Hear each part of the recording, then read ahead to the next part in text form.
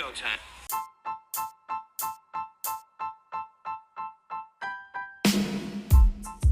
The boys are back. That's right, Florida Man Sports is here with another exciting episode. So just sit back, relax, and enjoy the ride. This is Florida Man Sports. Ladies and gentlemen, Florida Man Sports is back. Let's do it.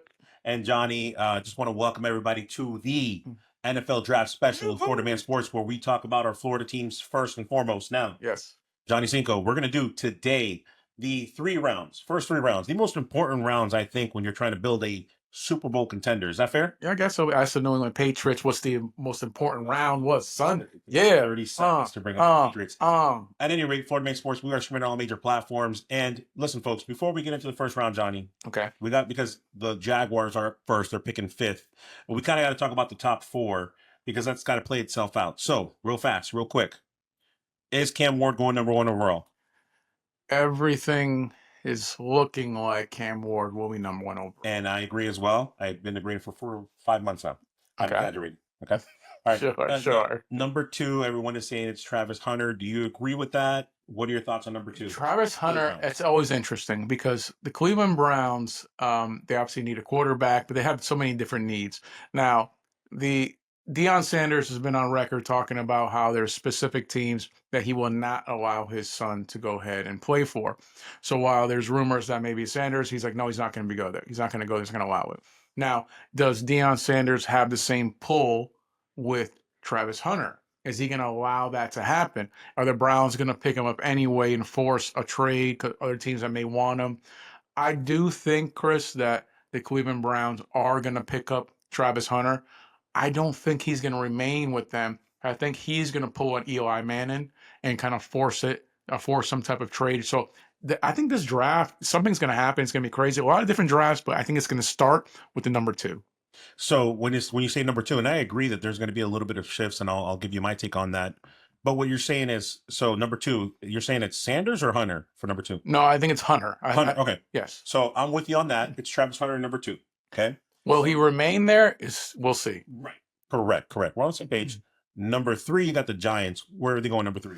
Armand Menbo, the Missouri, the offensive tackle of Missouri. That's where I think they're going to go. That's their need they have there, so it works out. For me, at number three, this is where, to your point, I have the shift happening, where I have the first major trade. So for me, I have the Saints that need a QB. We heard about what happened with Carr, that Carr is injured, whatnot, and he may not be ready for the start of the season. I just see Sanders in a Saints jersey. I don't know why. I don't know why I envision this. And so for me, Johnny, and to your point, as far as shifting happening, I see it happening here. I see the Saints going up there. Even if they don't, this is where I have Sanders going number three to either the Giants or to the Saints. This is where I disagree with you. That's okay. I think the stock for Sanders has dropped. I do see him going number 9 to the Saints.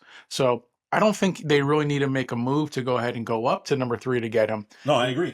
Now, if he does not go to the Saints in number 9, I see him dropping as far as all the way to the Pittsburgh Steelers, bro. Listen, you and I are on the same page about that. And we're on the same page. The only reason why I say about the trade and trading up, or maybe the Giants picking him, is because, and I want to go on record, Florida Man Sports streaming on all platforms.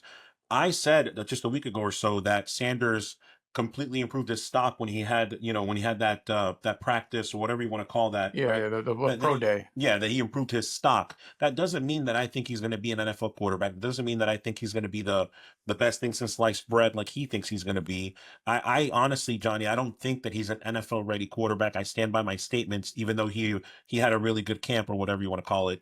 But that's the reason why I say that I think that the Saints are going to want to move up to get him. In other words, it's all publicity, but no real context behind it. I mean, looking at Sanders, you have to stop and think. Now, obviously, he was barely 500 in Colorado. He didn't win the division there. There's a lot of things he didn't accomplish there, but he still led, college football in completion percentage. So he has the skills, and he comes from probably the most flamboyant NFL player of all time. The show me, look at me, prime time, but arguably the greatest cornerback of all time. And he was able to go ahead and come from that and still have success.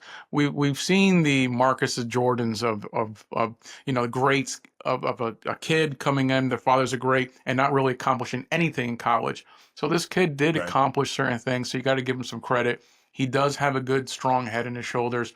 But if you look at the resume, Chris, does he No, warrant? and that's what I mean when I say that. To me, I don't see the NFL film, but you got both sides of the argument too. You also got the fact that Tom Brady has coached him, and Tom Brady sees. And remember, I respect what Tom Brady says. He's a NFL prototypical quarterback according to Tom Brady. So there's both sides of the coin. But here's the point: talking back about our Florida teams, Johnny, we agree more or less on 1, 2, and 3 as far as where they're going to go, and that there's going to be some type of Well, I don't know. dynamic You shift. said they're going to trade up to go Well, and yeah, pick them up. right. I don't know. And you said around 2 there may be some dynamic shift. So either way, we're kind of on the same page in the sense that we don't know yet who the Jaguars are picking, but we're more or less aligned. Who do you got at number 4 for New England? New England's Abdul Carter. I mean, New England obviously defensive end. They're going to push. Now, if somehow something happens and Travis Hunter falls to them, I think Travis Hunter, the New England Patriots, is a perfect fit. I mean, the last two-way player I can remember is Troy Brown. Every New England Patriot fan knows who he is, what he's done. But this is a true two-way player with Hunter. I know you think we've talked about it. We had a show about it to where you see him more as a corner than a wide receiver. Right. I agree with you, but a lot of their experts are saying no, they see him more as a wide receiver than a corner, which I don't understand. But ultimately, I think in the New England system, under Mike Vrabel and under Josh Daniels is a genius, one of the greatest offensive coordinators of all time. So McDaniels can go ahead and do these things. I see if he somehow falls to the Patriots, I see great things for the Patriots and Hunter, but I don't think it's going to happen. I think that Abdul Carter, the edge rusher out of Penn State, great pickup for New England. I think it's going to work Listen, out. bottom line, and this is what I said, that we're kind of aligned the same way. We both have Abdul Carter at number 4. So this is what I meant when I said that we both agree on that. And then we also agree on something that bottom line, Travis Hunter, even though I don't think he is a top 5 pick, we had that conversation. But to your point, he's not going to, if he doesn't get picked up number 2, the Patriots would pick him here. So either way, we both agree that Travis Hunter isn't available on number 5. You see what I mean? Agreed. So now we get to the Jacksonville Jaguars, again, Florida Man Sports, Yeah. streaming on all major platforms. So Johnny Cinco, the Jaguars find themselves with the 5th pick. We know, all the needs that they have. Where are we going with that 5th pick? It's going to be Mason Graham, the defensive lineman out of Michigan. They have needs. They didn't address the needs that we thought early on about the wide receiver position, figuring things out. They're not going to, but this guy is essentially the best defensive lineman in the draft. We saw what he did with Michigan, so I think this is going to go ahead and shore up a lot of the things that Jacksonville has. A lot of holes, a lot of things they need to fill. This fills a big hole for Jacksonville Jaguars. So I think Mason Graham, I think from your reaction, I guess you have the same guy. Yeah, I do. And look, ultimately, when you look at free agency, who we signed this last offseason, more importantly, when you see who we drafted last year and how we performed as far as the Jaguars, man, there's no doubt that interior, we like to play a 4-3 defense, that Mm-hmm. that Graham fits that bill. There's just no question about it. And he's it's a Florida Man Sports streaming on platforms here. I'm just going to be like completely clear. I had recently compared him to Sue, and I'm going to tell you something. What Donald from the Rams that Yeah. hired? He was what, 2 inches shorter. So people kind of like, they see the tape on him and they're like, he's undersized, and I'm like, what tape are you watching? It doesn't make sense to me. Yeah. So I'm 100% sold on him, that he fits that nucleus. And that last year, Johnny, the Jaguars, one of the things that we had was a problem in depth. We had injuries at that position. So not only does it help us add depth, but it actually gives you a possible person that could start week 1 if you needed it. So definitely high on Graham. I 100%. He's going to join edge rushers and Josh Hines Allen and Travis Walker. Yep. It's really going to give him complete pass rush. So I like the move. So we'll see what happens. But if Travis Hunter, which we don't expect to be fall to that, we talked about it in a previous show, but Travis Hunter, I think everybody agrees, is going to go ahead and go at number 2 there. And I'm not saying that he should, but yes, he will. Yeah. And ultimately, again, talking about the Jaguars here, I know that we have other things that we need to address, and we'll get there as far as the other rounds. But again, Florida Man Sports here, it's a consensus. So now what happens, Johnny? After the 5th pick, before we get to the Dolphins pick, we have picks 6 through 12, right? Mhm. Before we get to the Dolphins, any highlights, anything that, who do you, big names that you see going through 6 through 12? Well, what Pete happened? Carroll's 112 years old, so he wants to win right now. Yep. So I do have them picking up Ashton Genty. Yep. I mean, he's gonna. This guy is Barkley. He wants to win now. That guy is gonna be difficult to stop. it's difficult because I've seen so many good players come out of Boise State who didn't really succeed in the NFL, a la David Carr and a couple other players. But this kid is, I think, is the real deal. I think this kid is going to really that running back position. I guess translates faster than any other position Right, from right. college to pros. This Did kid you is see a that beast. letter he wrote to the NFL? You saw it? No. No, he wrote a letter to all the NFL guys, basically saying that I'm the next Barkley, and no, Yes. listen, I What are you respect, doing? I What are you respect doing? that. That's I just respect it. stupid. That's just And he said, stupid. whoever picks me, just so you know, we're gonna be doing what he did with the Eagles. So it got me hyped. It got me hyped. God. Listen, I get it. I saw this kid. I'm like, I honestly thought the same thing. This kid's the next Barkley. But you're gonna write a letter to NFL, say, hey guys, To everybody. I am the real To deal. everybody. Pick me up. I'm gonna do the same thing. Just shut your mouth. Things that just let your game do the talking. You know, when I'm coaching kids in baseball, I'm like, and the opposing team is running their mouth. It's like, shut them up with your bat and your glove. Show them what's up. Don't sit here and yap back to them. So for him to be like, let me write a letter when you guys know how great I'm going to be. You know what? Let's move him down the draft. Let's move him down. Wow, forget the but You got JT going to the Raiders at number 6, Yeah. as do I. How does the rest kind of pan out for the Jets next? The Jets, so nobody cares about McMillan, the wide receiver out of Arizona. I just have him going there because the Jets are terrible and they still want to go ahead and let's get some targets. He's an outstanding wide receiver. They have so many needs, but they went ahead and pick up your boy Fields. They want to give him a weapon, so I have him this really great talent, but the Jets are terrible, so I don't know how that's Florida Man Sports is crazy because we don't share our stuff, streaming on all major platforms. I have McMillan going to the Jets at number 7. Yes. Who do you got number They're 8? still going to be terrible. Carolina Panthers, Mikael Williams, edge rusher out of Georgia. Still, I mean, they have so many needs, but now that we saw a little bit, like improvement from the Right. quarterback position, they're going to go ahead and focus on defense. Your boy out of Tampa, former offensive coordinator. That's kind of he's looking now. We're going to go ahead and try to focus on defense. I see the Panthers, their first 3 picks on the defensive end, kind of pushing that. I'm guessing you're the same guy. McKell, yep. I got Williams, the edge. Listen, because you're not wrong. They feel like they got something going on offense. They obviously have. It's another team that has a lot of things to address, but you take the best person on the board at that point, and for me, it's Williams. So yeah, you're 100% correct. Next on the board here, the New Orleans Saints. I alluded to it earlier that I think they're going to pick up Sanders here. Now, this is the Kellen Moore, this era begins, and this guy is the best offensive coordinator outside of Josh McDaniels. So Wow. for him to go ahead, he's just that mindset. He knows that he has to go ahead and start everything off with the quarterback he chooses. The guys they had in reserve they weren't really doing it. They're not the guys. So I think he's going to push for Sanders. If he does not believe in Sanders and they're not going to go that route, they're going to go in the defensive end, figure things out. And I see Sanders falling as far as to the Pittsburgh Steelers, which would be great for the Steelers. But honestly, I don't think they're going to move on him. I think Sanders with number 9, New Orleans, that's where he's going to land. Yeah, and so to your point and what I said earlier, right? I've got Shamar Stewart, the edge from Texas A&M, there kind of as a placeholder because I think that they're going to trade up, and if they do, then the Giants are going to kind of be in that position. So that's why I got him there at number 9. Who do you got at Chicago, number 10? With Chicago, with everything going on, I think the best tight end in the draft is Loveland out of Michigan. So Loveland out of Michigan is the best tight end to go ahead and really focus. Loveland, dude, he's people are saying that he's a combination of Kelsey and Gronk, which is a little ridiculous, but still, we saw with what your boy for the Las Vegas did last year. That position, if you can get the right hands, and Loveland has those hands, can really cause a lot of problems for the defense. So he's a great blocker. He has great hands. So I have Loveland going to the Bears. So this is why these NFL drafts are so fun, right? These mock drafts, because you really don't know, right, what trades are going to happen and who's going to pick what. I disagree in the sense that of like Chicago's biggest need. For me, they've addressed the offensive line, but I think that the offensive line is still something that they're going to want to look at. So I got Josh Simmons out of Ohio State going to them. Again, I know that they addressed it during the offseason, but they're looking for young, fresh talent to surround Caleb Williams.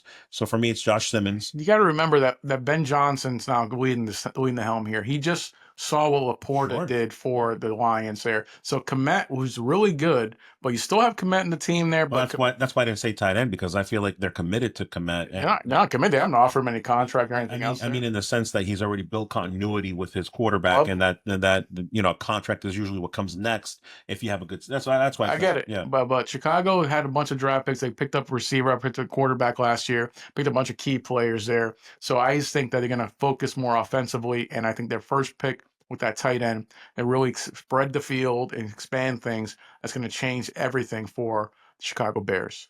Well, as far as after the 10th pick, right, you've got San Francisco and you've got the Cowboys, and again, this is very fluid at this point if you haven't figured it out yet. So, any other names you want to drop before we go? No, I'm just if for any reason if Sanders doesn't go number 9. I just really, I mean, it doesn't make any sense for them to pick him up, but I would really love to see the Cowboys pass on Sanders. I mean, I get it. They don't need a quarterback. Yeah. But obviously, Dion, they approached Dion about coaching the Cowboys.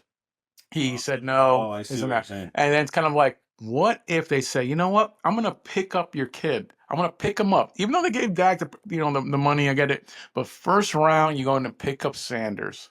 This goes back to what I was saying though, his pro day, right? Now I finally remember his pro day. The thing is, went so well, he raised his stock that he's not going to leave unless the Cowboys trade up, which could happen. They don't need to trade up. I'm saying if it falls to you, what are you going to do? And honestly, Chris, Dallas, make this move. It doesn't make any sense. But you know what it does? It does something that I'm surprised. As much as I hate the Cowboys have always been overrated, have always been a joke. But they've never been boring. And right now, for the last few years, the Cowboys have just been boring. It's like, whatever. Make this move just to get something going, stirring something. You're still going to be trash because you're the Dallas Cowboys. But making this move would actually stir something up. So I'm going to play your game. Okay. Let's play the if game. If Sanders gets to this point where they've got the 12th pick, I completely, wholeheartedly, 100% agree with you. And actually, here's why it makes sense. Okay. Number one, you're paying Dak all this money, so he's going to have to start. Number two, I've said many times, even though he had a great pro day, I still don't think that he's ready to be a week 1 starter in the NFL. So you get to sit, even though you got drafted in the first round, for at the very least for 6 to 8 weeks. We know Dak gets hurt. Fortunately, he's going to stay longer than injuries. that. No, you get what I'm saying, though. Injuries happen, so that's why I say 6 to 8 weeks. But then you get to sit behind somebody who has played at that level, who has been a Pro Bowl talent, and obviously the highest paid quarterback. He's somewhat of a good quarterback, so you got to give him his due.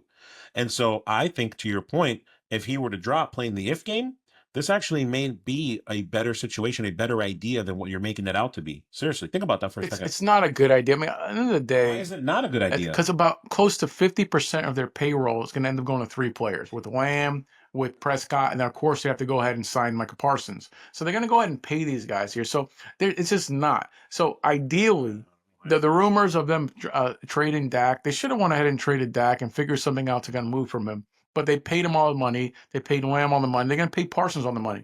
So I get you're saying the old school way of thinking with the NFL is let the guys sit and learn. That's it worked for a lot of guys. But the way the NFL is set up now, if he fell to their lap, why wouldn't you? No. It would actually make a lot of sense. That's the only thing I'm arguing with you about, is that I think that it would actually make sense and it wouldn't be unorthodox or weird to do it at this point. I don't think it makes sense, because it's like anything else. If you have a championship football team that you're trying to, you don't draft a quarterback first round. The Packers were pissed off when they went ahead and not Packers, but Favre was pissed off when they went ahead and drafted Rodgers in the first round when they still were a championship team, and they were. Yeah.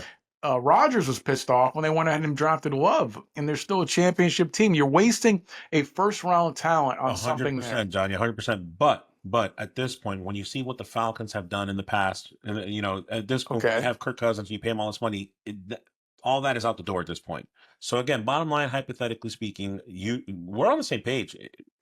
It's just gonna. Sanders, it's going to make it's unorthodox, and I'm saying it would be good. I'm just tired of the Cowboys being so boring. I mean, Jerry Jones doesn't know what the heck he's doing. He's gone senile. Doesn't know what's happening, and he has been that way for a while. But at least, even with Romo, there was some excitement. Even when Bledsoe was on the Cowboys, some excitement. And it said they went ahead and got Parcells. There was something going on there. It says It's just right now, for the last few years, the Cowboys have been completely No, of course. boring. I'm with you. So as far as placeholders for number 11 with San Francisco, I do have Will Campbell going there. Again, all hypothetical. And I've got Derek Henderson, the defensive tackle out of Oregon, going to the Dallas Cowboys. Again, these are all placeholders. But moving back to our Florida teams, Johnny Cinco, Florida Man Sports, we are streaming on all major platforms. Now we're up to Miami with the 13th pick. We know the financial strain that they are in. We know the players that they've lost at this point, our Florida teams have in Miami. Who do they go with on this pick? Of course, the Dolphins have 10 picks in this draft, including the 13th pick, like you mentioned there. They have a third round compensatory pick, so they got some draft picks to work with. But the very first pick, you have to go ahead and think defense. You have to figure things out. For me, I have the very first pick of Jahdae Barron, cornerback out of Texas. I mean, they're going to go ahead. They've already announced that they're going to go ahead and trade away their best, defensive player in Jalen Ramsey. So if they're going to go ahead and trade him, they have to replace him with somebody. And this is by far the best corner in the draft. So I like this kid out of Texas. They're going to go ahead and move on from him, and they have to replace him with somebody. And this kid is good enough to start day one.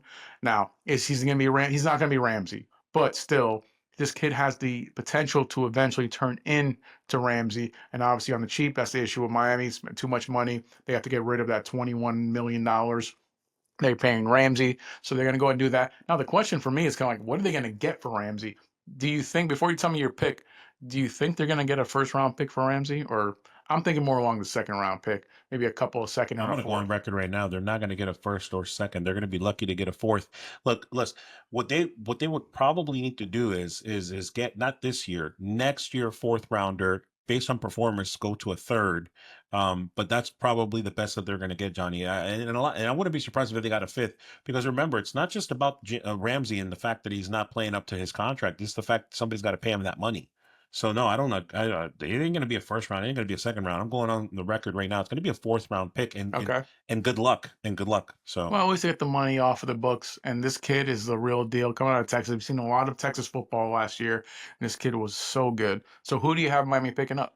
So this is the problem that I have, right? And this is the problem because I love our Florida teams and how I'm going to be honest with you, man. I'm going to go off record here. I'm hurting. I'm hurting for Okay. Miami. You just alluded to it earlier. How many picks does Miami have? 10. At this point, if the draft goes the way Johnny says, or the draft goes the way that I say, there is a plethora of left tackles available, top tier talent left tackles. Okay. And we know how depleted we are in the offensive line. We talked about that in previous episodes. But at the same time, and you're correct, we're trading Ramsey. So, like, as a Miami fan, guys, I'm conflicted so much because there's so much talent available, and we need a cornerback like yesterday. Okay. So for me, as conflicted as I am, I've got Will Johnson. He's 6'2", junior out of Michigan. The guy, when you look at the strengths that he has and what he brings to the table, for me, the only Okay. weakness that he has is that he suffered that toe injury. That's really the only thing that I have as far as, like, is he injury prone? How's he going to heal? How is he going to do? But I've got Johnson going there at cornerback. But At corner? So you pick him over this kid out of Texas? I do. I 100% do. I stand by that. And you're not wrong. But I mean, again, you're talking about a big, smooth, as far as his moves goes, press with patient feet. Listen, I looked at the tape when we were doing this, and to me, he fits the bill of a cornerback who can play multiple positions, but he's 6'2", which is crazy, So that's why I have Will Johnson going there. Now, with the 10 picks, I'm hoping, I'm praying, Johnny, I'm begging for Miami to trade up in the first. So you got Buffalo with the 30th pick. You got the Eagles with the 32nd pick. I'm praying for them to go up because we need help at tackle as well. Yes. So again, we both have cornerbacks, different guys, but I'm hoping for a trade here. We talked about a trade in the second, third round. I'm hoping for another trade here for Miami so that we can get a tackle that we need. Well, that's where it comes down to for me. I have us picking up a tackle in the very next round, but we'll get to that when we get to that there. What we got next? Yeah, no, absolutely. Again, it's just me being like seeing it's like I'm a big guy, right? So I'm at a buffet line and I see all these tackles available, but we're addressing the cornerback position. I'm like, man, I would love to have two. You know what I mean? Like, The thing is that when it comes down to the tackles, there's a couple There's more than a few. Yeah. So there's so many. So you can pick up that talent in the later rounds. In the first 3 or 4, though, Johnny. And the first 3 or 4, I do I reach. agree. I went cornerback like you did, so I do have a tackle in the later rounds that we'll go to, but it's not who I really want. It's more like this kind of fits the bill. So at any rate, after that, right, you've got the Jacksonville Jaguars who picked, you got the Miami Dolphins who picked. After that, we have got picks 14 through 18 before the Bucks. It could go anywhere. Okay. You've got the Colts, the Falcons, the Cardinals, the Bengals, and the Seahawks. Any thoughts or any big names that the Bucks would lose out on? Maybe is the question. No, I don't care about any of those teams. There's nothing they're going to lose out on. So no. There you go. So now you got the Bucks with the 19th pick. We know our needs here at Tampa Bay. What we had to address. Who do you got with the 19th pick? Tampa across the board. I think for the first 5 or 6 rounds, they're going to go defense. We'll start with the number 1 on there. It's going to be Jihad Campbell out of Alabama. The linebacker. What's been the issue for Tampa last year was obviously their pass defense. This kid is the real deal. He's honestly one of the 10 best players in this particular draft, but injury concerns has caused some issues. He's a serious edge rusher. He's going to do some issues. So we have obviously Reddick that's coming. They went ahead and signed him. I don't think he's going to be with Tampa more than 1 year. So this kid's going to go ahead. He can start day 1. So he had some injury concerns. He should be a top 5 pick. Because of injury concerns, he's going to fall to Tampa. So Jihad Campbell, I saw a lot of him on a lot of SEC football at Alabama. This kid is the real deal. So I like him matching up here with Reddit. So we'll see how it kind of works out, but I think it's going to work out very well. Yeah, you know, one of the things and one of the takeaways that I get, because I did a few mock drafts to see where we were going to be at, and a lot of people have the Bucks drafting a cornerback, and it's possible. It could happen. We need help at cornerback. We need help on defense, like you said. But here's something that when I was doing these mock drafts, Johnny, that really opened my eyes. The linebacker position this year in the draft is very like understated. In other Yes. words, the fact that at this point we can choose between Jalen Walker and Jihad Campbell would be a blessing for the Bucks. I'm not saying that's going to happen. Jalen Walker could go earlier. And to your, Jihad Campbell could go earlier as well. But I'm just saying, like at this point, we're talking about the 19th pick, and these guys may still be available. So, anyways, I've got, God willing, Campbell being available, and I do have him available because of the injury concerns. I'm available at that. and I've got both, right? And Walker is rated higher, but Walker's 6'1", Campbell's 6'3". And he fits the bill. We already know the story. Levante David, 14th season, he's retiring. So we need a linebacker. I was blessed with Derek Brooks. I was blessed with Levante David, and now here comes Jihad Campbell, if it's meant to be. So I have him as well in the first. And look, he's a prototypical linebacker. What I need from him, you nailed it. It's his health. But what I also need from him is, can he be consistent on every down? That's another concern that I have. I'm telling you, this kid. I'm telling you right now, he's going to be an All-Pro. Yeah. So I honestly have big hopes for Campbell. Tampa, don't hesitate, pick him up. That's our first round for Demand Sports Screen on all major platforms. That's in the perfect world who we want to see for Miami, for Jacksonville, for Tampa. Moving on to the second round, Johnny Cinco. Who do you got Jacksonville picking up in the second round? Maxwell Hairston, cornerback out of Kentucky. So obviously, Jaguars have a lot of needs here. So there's a lot of good talent in the cornerback position. I do like this kid. Again, watched a lot of SEC football. I do like this kid out of Kentucky. He's going to go ahead and match up well with Jaron Jones. So I do like it. Go ahead and pick him up. Again, hypothetically, if they're available, we're talking about the same position. For me, it's Trey Amos. Okay. I don't know. Corner. I don't know that he's going to be available. He's a first round talent, in my opinion. But I don't think he will be. So Maxwell Harrison in the second. And I'm fingers crossed that he will be available. You're talking about a position that we've talked about, as far as depth chart is concerned. Yeah, we got somebody in free agency, but we still need to address it, and somebody that could possibly be a week 1 starter. So that's why I have in the second round for the Jacksonville Jaguars. What about Miami? Miami, we're going to stay in Texas with that first round pick and go with Alfred Collins, defensive tackle of Texas. That's why we talked about it. Like, no, dude, the Texas football has so much talent in there. So they're going to go back to the Longhorns to go ahead and address this issue. It's an interior defensive lineman that's going to group. Dude, with Benito Jones spending one of their top 50 picks positions like this is a must. So they have to protect, obviously, your boy. But in this particular setup here, it just works out to where you have to go ahead and do something defensively. So I do like Alfred Collins out of Texas. For me, I'm gonna butcher the name, Maliki Starks. You're talking you're Starks? yeah, you're talking about the safety out of Georgia. Again, it could be a little bit of wishful thinking, but look, how many times, if you're Miami and we know we're depleted on defense, how many times do you get the opportunity to draft a 6'1" safety? He's a 3-year starter that could play cornerback if he needed to. He's got the football IQ. He checks off all the boxes that you need. Somebody that can be plug and play. So if he's available, for me, after you make the trade and get your offensive tackle and your cornerback, you go back to safety and you get Maliki Starks. I get it, but you have to put pressure on the quarterback. That's why I like Alfred Collins. It's this kid's going to be legit. So Dolphins have so many different needs. I'm just curious. They are going to trade Ramsey. What are they going to get from him? So we're saying these picks. Right, We're not right, even referencing that. right. I still think that the Dolphins need to go ahead and trade Hill. Now they've already said they're not going to consider trading Hill, but they mentioned one caveat, and they're like, unless we get an offer that's just we can't turn down. So I think they will end up with another first round pick, if not a couple, because Hill is worth one, if not multiple first round picks.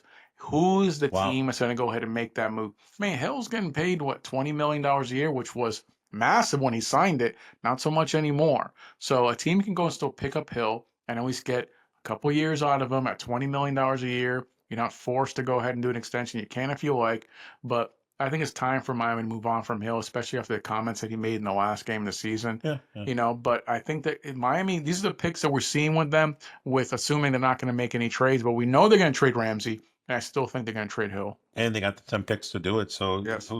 that's Pandora's box at that point. Now we're moving on to the Bucks second round. Johnny Cinco. We already both agreed. I think it's 11, right? We had the same linebacker, Jahad Campbell, going there. We know the deficiency where they need to address. Who are they going with in the second round? Well, in true Tampa style, like I mentioned, it's going to be all defense in the early draft there. I think they're going to go corner to continue to help their secondary. Quincy Riley out of Louisville. That's the thing that the guy they're going to go with. At the end of the day, the Achilles heel for Tampa was their pass defense here, so they have to address that. So they made a couple attempts to go and address their pass rush when they pick up Reddick and they pick up, I think, Riddick, whatever. They pick up the Jets, which I still think I'm not in love with. But these things are going to continue to go ahead and help in starting with Quincy Riley. So, right, as far as the addressing, but I just have to disagree. I always will disagree with you. Okay. It was because of health reasons that our secondary was having issues last year. People don't forget. For me, in the second round, it's Xavier Watts. It's the safety out of Notre Dame. And just real quick, when I analyze this, and I did a couple mock drafts, look at what they say about him: safety with versatility and ball skills to make plays from a variety of alignments. Who does that fit the bill? That's the coach. A guy, he always says he wants a guy who can be versatile, can play multiple positions, right? And what's funny for me is that his weaknesses, he can be frantic with false steps, narrow pedal creates different coverage transitions. Guess what? That's a coach like Bowles to help you with those things. So for me, he fits that bill. Again, he's versatile. He can play multiple positions. I could see him being a cornerback in the NFL. He's got the height for it. So for me, it's Xavier Watts. Bowles loves people who can play multiple positions. Yeah, but in the first round, bro, like No, the second round. second round, excuse me, second round. Second round. Still, And he is, and Johnny, and he is somebody who is a plug in and play, which is what I know Bowles is looking for. Go ahead. I mean, anybody want plug and play, but I don't think those kind of versatile players that you can kind of just pump in. Those are the guys that in the much later rounds that you kind of hope. It's like anything. Julian Edelman was a quarterback out of Kent State, and the Patriots brought him in to go ahead and be like, all right, guess what? You're going to be a wide receiver, and you're going to do punt returns for us. You're going to go ahead and be able to go do these things. Same thing with Troy Brown. Same thing with a lot of players. I'm using the Patriots as an example, but those guys, when you pick a player in the first 3 rounds, it's you're the best or one of the best in your position, and you need you to be a lockdown in that position. So for me, that's why I like the cornerback Quincy Riley out of Louisville, because he is one of the best corners in his position. I need you to do your job. And was a big problem for the Bucs last year was their pass defense. So we need to go ahead and solidify that. They've addressed the issues that I've talked about. They need to go ahead and put pressure on the quarterback because they were not that defense was not good at scoring points, and their defense was not good at stopping the pass. So you address that with the edge rush with some of their offseason moves, and then their first round pick, and now with their second round pick, it's hard to address the secondary. I'm sticking with my pick. At the end of the day, they're both playing similar positions in the backfield, so we'll see where they go there. Okay. Florida Man Sports Wrestling on major platforms. Putting a bow on this one, Johnny. We're now in the third round. We're going back to the Jacksonville Jaguars. We agreed on Mason Graham. We had a little bit of differences, but addressing the defense with the second round pick, the Jacksonville Jaguars, they have the 70th and the 88th pick in the third round. So what are we doing in the third round? Well, I think that regardless of one of those two picks there, I'm begging you guys, and you're going to probably look at me sideways because of some of the moves they made last year, or in the offseason, I should say, and going to the tight end position. But Elijah Arroyo out of Miami, staying in Miami. Arroyo is one of those sneaky picks. Arroyo is such a good tight end. Arroyo honestly could potentially have a Hall of Fame career. And I know they made a mess with their tight end position, but they need to give your boy Trevor Lawrence more weapons. And this guy is offensively I get it, but okay, you always have more than one tight end. So Strange is legit, but Arroyo has much more upside than Strange. Strange had a decent year, but let's not pretend like he had some kind of Pro Bowl year or something. He had a decent year, Right. but Arroyo, if you watch University of Miami football, you saw how talented this guy is. So him, I think this is a sneaky pick at the third round. It's going to give because we haven't really given Trevor Lawrence the wide receiver weapons that we both wanted for him. So now let's go ahead and give him That's what the 70th pick. that option round. there. 70th pick And the 80th. there. What do you got with the 80th? The 70th pick there. So regardless, for me, it was kind of like if they're always going to go defense, whether it's set up there. Where I just wanted at 70 or the 88th pick to pick up Arroyo if he's available. Ideally, that's what I want you to do. So regardless of any of those two, I'm thinking Arroyo is the guy. I'm telling you, if you watch University of Miami, you saw how talented this guy is. There's a lot of tight ends people are talking about out of Penn State and Michigan that we spoke about earlier. But this kid, Arroyo, is the real deal. For me, with the first one in the third round, the 7th pick, I'm going Darian Porter. You're talking about the cornerback from Iowa State. I talked about Trey Amos already being available if he's available in the second round. What you're essentially doing is you're getting players that won't necessarily play cornerback. So now you're solidifying that with free agency, with last year's pick. You're kind of solidifying that if you're the Jaguars. So for me, it's Darian Porter. And then you're not wrong. We need to address the wide receiver position. And it's a position that frustrated us during free agency that the Jaguars didn't address. So with the third pick, with the 88th pick in the third round, I have Alec Ayomanor, excuse me. Yeah, he's a wide receiver from Sanford. And why for him, right? He's 6'2". He has the NFL body. He's a sophomore. He's not a junior. He's not a senior. He's a sophomore. His freshman year, he was injury prone. So you got a guy that's got all of the tools to be an NFL canvas. And what can you do, coach? What can you do, offensive guru? Here's a 6'2" guy who has NFL height, weight, and the long speed to do it. So that's who I have, Alec Ayomanor, with the third round rounding out. And I feel like, Johnny, if they were to go defensive tackle, cornerback, wide receiver, the Jaguars now look much better. They look like a solid, ready to go this season. So that's what I have in the third round. Any thoughts on addressing as far as corner? Because you said tight end, right? Would you be upset if they went cornerback, wide receiver like that? I mean, no, listen, they did that last year. They addressed those positions last year. So I understand the importance of defense, but let's be clear: Trevor Lawrence doesn't have the weapons that he needs. Now you've attempted to do the things like Calvin Ridley. You attempted to do the things that we've referenced from making trades and picking up guys from Buffalo. So I understand, but now it's time to give him a weapon. I don't think at that 70th pick there's a wide receiver talent available that's going to really make a difference. That's why I've said, you know what, the tight end position, let's go ahead and work there. And Arroyo, I'm telling you, is going to be an offensive beast. Now the question with Arroyo, can he block well enough at that tight end position? That is a maybe. Well, that's what keeps you on the field, is to be a complete tight end. So, and that's the toughest part about that particular position. But offensively, the dude's a beast. Well, now we're moving on to the Miami Dolphins, where we had talked a little bit about how I wish they would make a trade. We talked about cornerback at number 1 with Ramsey. Now we're at the third pick, 98th overall. Who are you taking? Well, we're going to go ahead and we've talked about defensive positions and people that can kind of put some pressure. Now it's obvious you need to go ahead and protect Tua. So it's going to be Miles Frazier out of LSU. He has experience on left guard and left tackle. The dude's obviously played in the SEC, LSU. It's outstanding talent, and should be available in that position there in the third round. At talent like that in the third round, you can't pass up. You should provide enough, solid play to improve what the Dolphins had last year. So I like Miles Frazier, linebacker, inside offensive lineman out of the LSU. For me, you're absolutely right that we need to address offensive tackle, and at that point, I was dreaming about doing any trades. If it happens, you'll see us on the next episode cheering for joy. But for me, it's Charles Grant. You're talking about the offensive tackle Okay. from William and Mary. Now, listen, hear me Look, out. William and Mary. Yeah, Come hear me on. out. Hear me out. Hear me out. He was a former high school wrestler. Okay. That's why. That's Former why. high school wrestler. That's why you want him. Okay. Great Okay. arm length, Okay. 7 foot Okay. wingspan. He has the Come on, body, bro. he has the tools. And at this point, if you didn't trade up, folks, Miami Dolphins, if we didn't trade up, then this is the kind of point where we're like, you know what? Let's take a swing. Let's take a swing. And that's all I'm asking for. Okay. And his biggest, I always when I look at picks, I look at what their weaknesses are, Johnny. Listen to his weaknesses. Massive step up in competition could take time to navigate. Inconsistent punch quickness mitigates his length advantage. In other words, to me, that reads as things that you can work on and Yeah, get better sure. on. Yeah. Right? Not like in other words, you're still a canvas that could be worked on. So for me, third round, Johnny, Charles Grant, get back to reality, right? He has the highest potential. Third round, I'm thinking potential.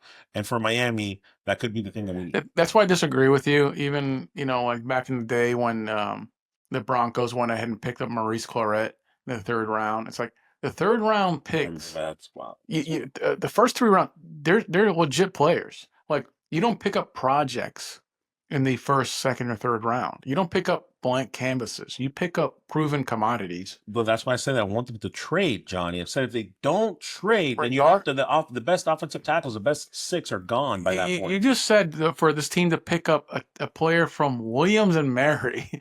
I'm talking about LSU. Because the top LSU. 6 are gone, Johnny. There's no Hall of Famers from William and Mary. Because the top 6 are gone. I just tell you, Miles Frazier out of LSU. Okay, that's legit. I'm going to be a little bit more intentional. Okay. Who'd you say? Who'd you say? Miles Frazier. Okay. Membo is going to be gone. Campbell's going to be gone. Banks Jr. is going to be gone. Simmons is going to be gone. And Connerly is going to be gone. To me, those are the top 5 offensive tackles that are available in this draft. So at that point, in my opinion, Okay.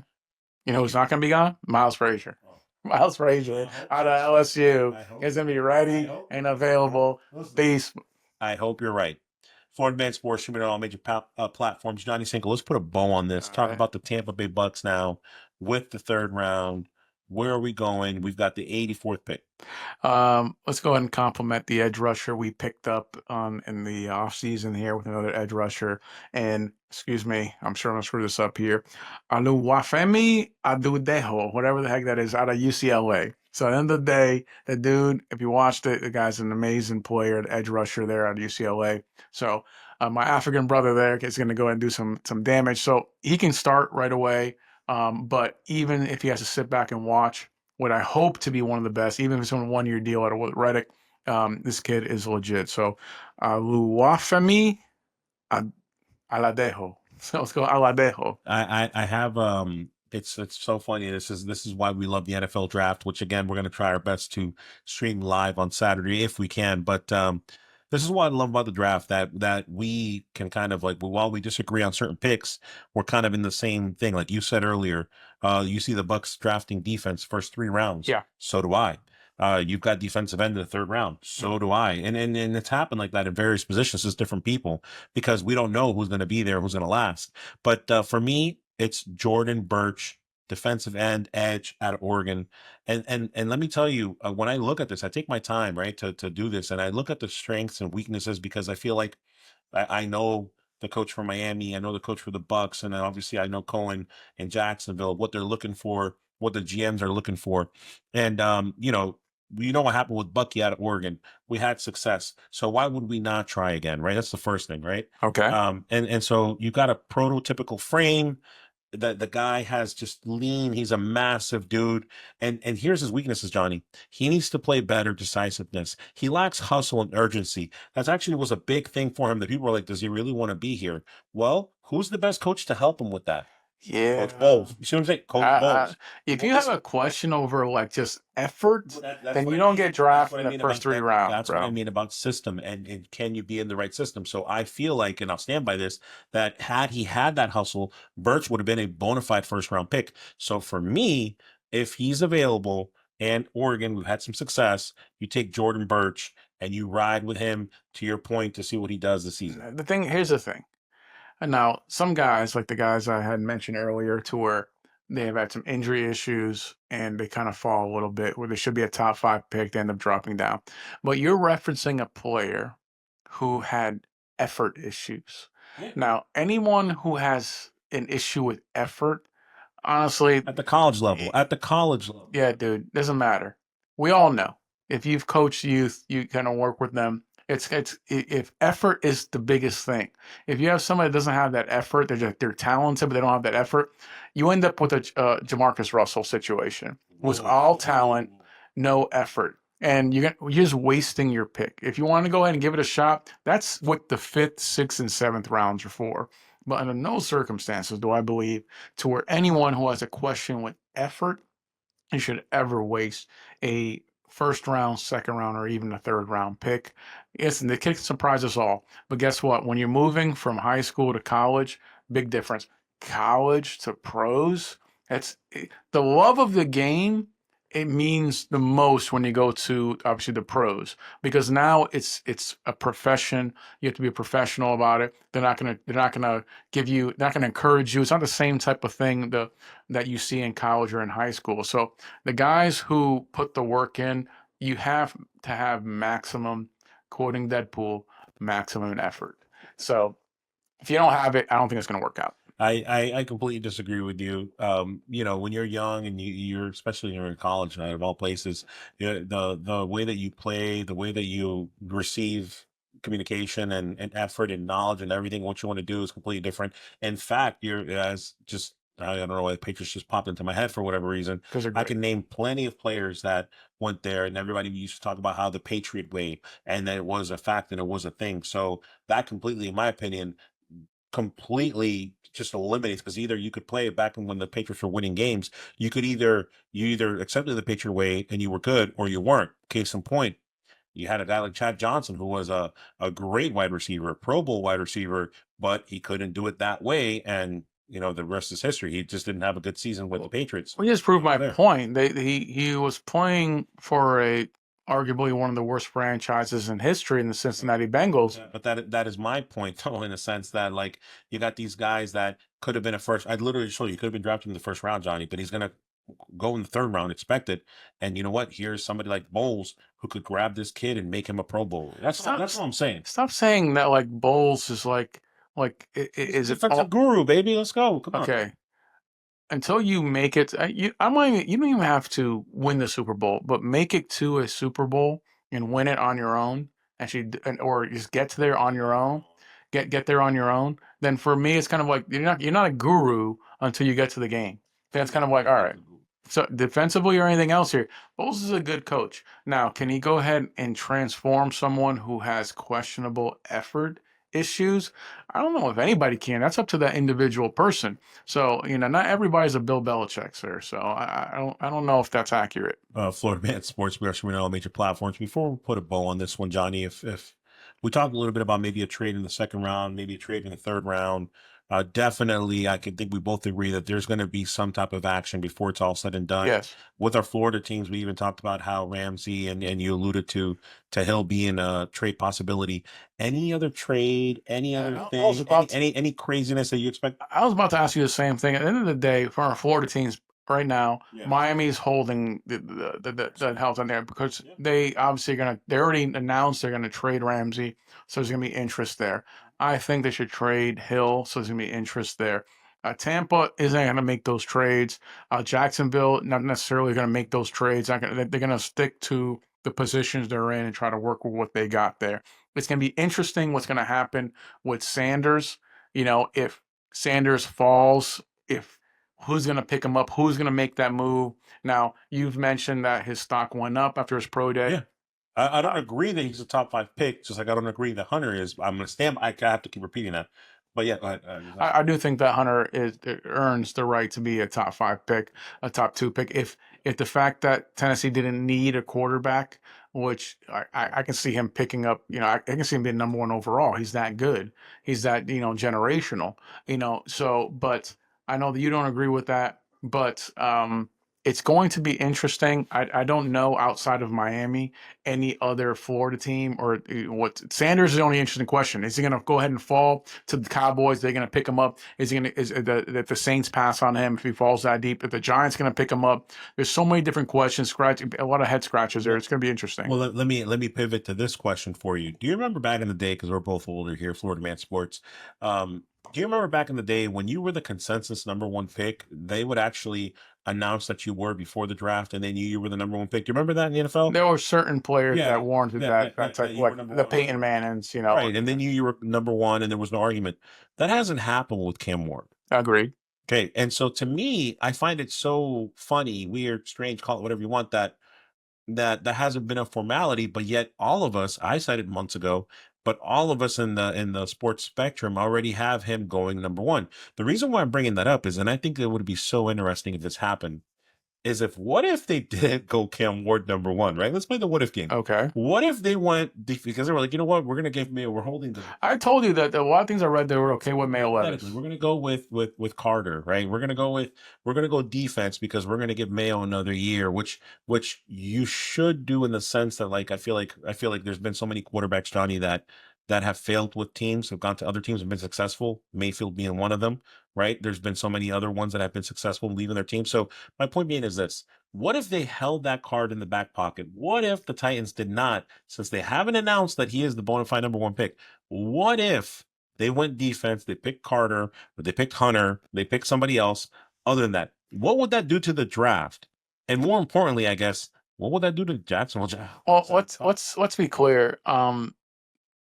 That is a real possibility. I know you're throwing it out there like a wild card, but the Giants last year, it's already been confirmed, who were willing to give up the house to the New England Patriots for Drake May. They're willing to give up everything for Drake May. Cam Ward is a better college quarterback than Drake May. So if you're willing to give up the farm to a team that you really hate, to the New England Patriots, and to go ahead and get that guy, and the Patriots said, no, we're going to pick him up, which is an ownership move, because if Belichick was there, he definitely would have made that move. And I agree, he should have made that move. So what's to say that Tennessee is going to be like, you know what? If you're going to give me 3, 4 first-round picks, something nuts like the Carolina did, if not more, why not? Why not go ahead and make that move, take a bunch of first-rounders? You're just going to move down 2 picks.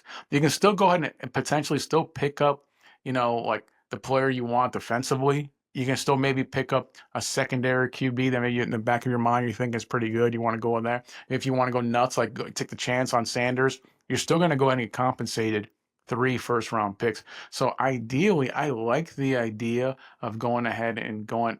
I don't know what they're offering, but I know that the Giants are desperate. So for the Giants, if they're offering the same type of deal that they offered the New England last year, Tennessee, you really need to think about it. More than think about it, you should probably take it.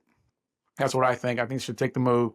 Let's go and try it out with Mayo Levis. Even if it doesn't work out with Mayo Levis, you're still going to go ahead and pick up a solid pick defensively, whether it's Hunter or whether it's any of the guys we mentioned, and you're still going to pick up 3, 4 first-round picks to go ahead if they want to go nuts like that.